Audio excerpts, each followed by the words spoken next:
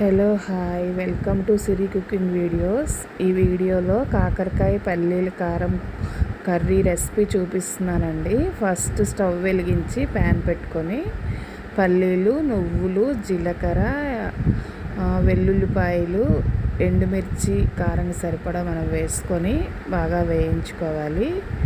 వేయించుకున్న తర్వాత అవి ఒక ప్లేట్లోకి తీసి పెట్టుకోవాలి. చల్లారుతుంది కదా, అందుకోసం అవి ఒక ప్లేట్లోకి తీసి పెట్టుకున్నాక అదే ప్యాన్లో ఆయిల్ వేసి తరిగి పెట్టిన ఉల్లిపాయ ముక్కలు ఇంకా కాకరకాయ ముక్కలు వేసి బాగా కలిపేసి మూత పెట్టి మగ్గించుకోవాలండి.